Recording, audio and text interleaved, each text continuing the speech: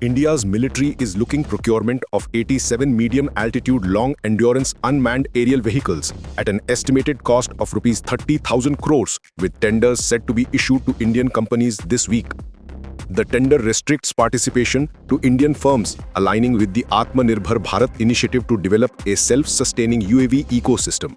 However, the process has drawn international players through strategic partnerships, as local designs face delays in meeting stringent performance criteria such as 30,000-foot altitudes and 24-hour endurance. Larsen Toubro, a leading Indian engineering conglomerate with expertise in defense infrastructure, has partnered with US-based General Atomics Aeronautical Systems to bid on the contract. GAASI's MQ-9 Reaper, a cornerstone of the offering, is a proven mail platform with over 2 million flight hours in combat environments. Equipped for multi-role missions, it integrates synthetic aperture radar, electro-optical infrared sensors, and up to 1,700 kilograms of munitions, including precision-guided bombs suitable for high-altitude border patrols. Under the agreement, L&T will handle assembly, testing, and integration in Indian facilities, committing to over 50% indigenous content.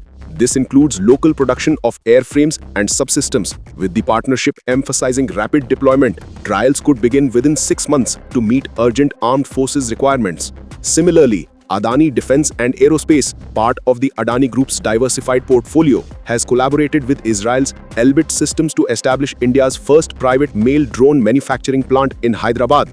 Elbit's Hermes 900 forms the basis of their proposal, a versatile system designed for intelligence, surveillance, reconnaissance, and strike roles.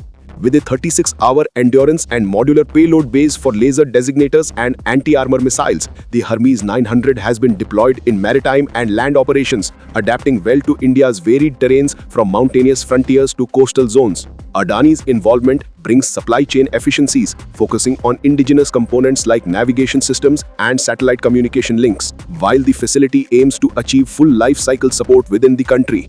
On the domestic front, Hindustan Aeronautics Limited, the state-run aerospace major responsible for much of India's fighter jet production, is advancing its indigenous TAPas drone as a competitive entry.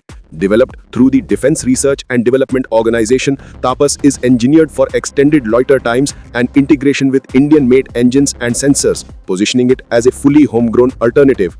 Despite progress in prototypes, challenges persist. The platform has yet to consistently achieve required altitudes and payloads, leading to certification delays. HAL's bid underscores the government's push for pure indigenous solutions, although the tender's compressed timeline may limit its prospects against more mature foreign-derived options. A central aspect of these collaborations is technology transfer, which promises to bridge India's capabilities but carries inherent limitations. Partnerships like L&T, GAASI, and Adani Elbit include provisions for sharing design data, manufacturing processes, and software interfaces, enabling Indian engineers to localize critical elements such as propulsion systems and autonomy algorithms. For instance, GAASI has agreed to offset requirements by reinvesting 20% of the contract value into local R&D, fostering advancements in areas like AI-enhanced targeting. Elbit's model similarly mandates technology infusion for electro-optical payloads and radar integration, supporting ancillary industries in states like Karnataka and Telangana. However, full transfer remains constrained by export controls and intellectual property concerns. Core technologies such as encrypted flight control software and advanced munitions guidance often stay proprietary, resulting in partial dependencies.